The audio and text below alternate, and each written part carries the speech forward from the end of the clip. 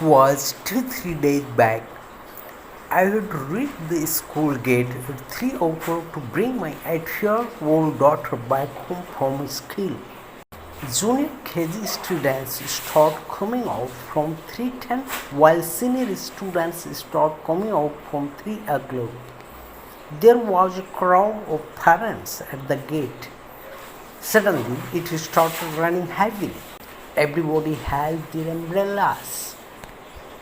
A gentleman was standing next to me without an umbrella. Out of courtesy, I took him under my umbrella.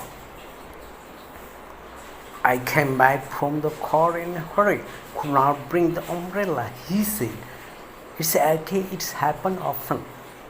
When his son came out wearing a raincoat, I helped him to the car with an umbrella. He looked at me carefully and went away after thanking me. Last night at 9 o'clock, Patil Sahab's son came. "Uncle, we needed a car. Ruby is very ill. His 6-month-old daughter. She has to be taken to the doctor. Let us go."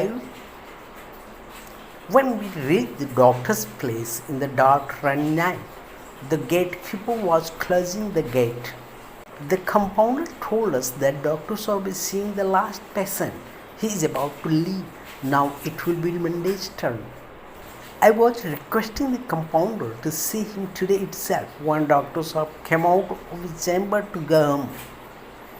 He stopped when he saw me and then said, "Oh, you have come, sir? What's the matter?" Needless to say that the Dr. Saab was the same gentleman whom I had carried to the car with an umbrella in the school. The Dr. Saab asked about my relation with the girl. She is the daughter of my friend Patil Saab. We live in the same society.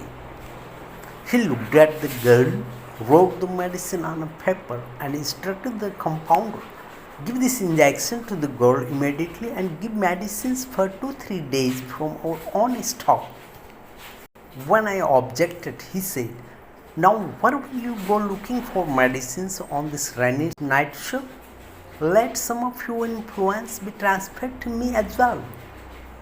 Despite repeated requests, Dr. Saab neither took any fee nor the cost of the medicine and said to his compounder, "Sir is our friend. Let him come whenever he wants." He came to drop me to the car and said, "Sir, do selfless social workers like you live in this world? Keep serving selflessly. Perhaps your influence will be transferred to others as well. Whoever is in need, help him with a spirit of selfless service. You will get a special peace."